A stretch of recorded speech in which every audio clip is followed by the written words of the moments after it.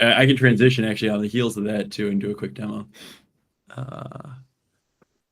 Why is this never the right window?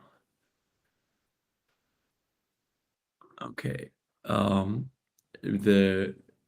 So based on a couple of feature requests from the customer we were just talking about, we have some controls on our dashboard that allow for sort of dynamicism in display. So we've got a field swapper control and a time frame swapper control, and then a parent control that lets you do it, a period control to control that too. We've had requests for basically more generic than just a field swapper, actually having something that allows for sort of some dynamicism in the field. So this is now, I'm going to need help with naming from folks too, but basically we have the ability to do really like truly dynamic dimensions. So allowing for, specifying, a handful of dimensions and changing the granularity of data. This is definitely a work in progress too.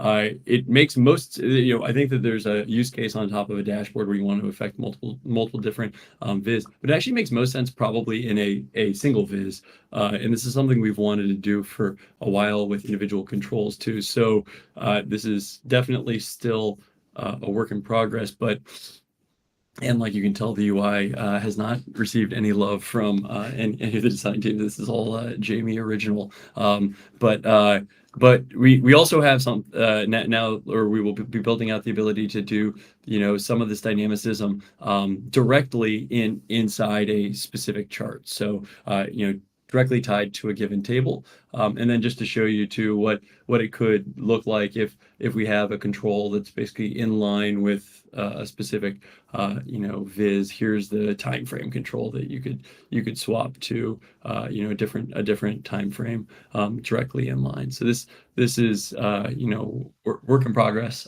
for sure, but we'll work on it. And actually maybe just to show how we'll build this out. I think we're adding it to or at least to start adding this to the table viz type. I think it makes sense for visualizations as well too, but I've only just started on tables. But we have basically now a ability to show or not show controls that are actually being applied inside the dashboard too. So this is just at least the current thought.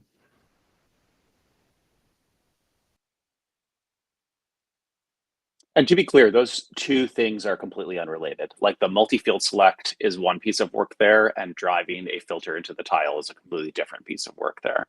Yes, it's not a filter; it's a control in the tile too. But yes, it basically yeah. So it's okay. So that would be only controls in the tile right now. Is there sort of a different piece of work to pick up filters and put them inside? There's the same mechanism I'm using to do the filters or the controls in the tile probably will work for filters too. It's just a little bit more complicated. Effectively, what we're doing is in the URL. So we do this today with sorts being applied to tables.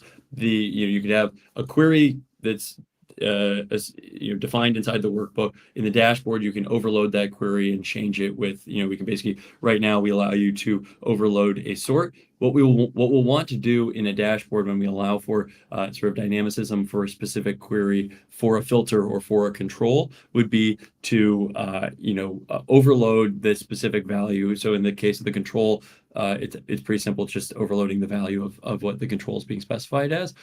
For filters, it'll be similar, but basically it'll be different than a dashboard filter because it's not applying to the dashboard filter. It's really applying to the query specifically on the dashboard.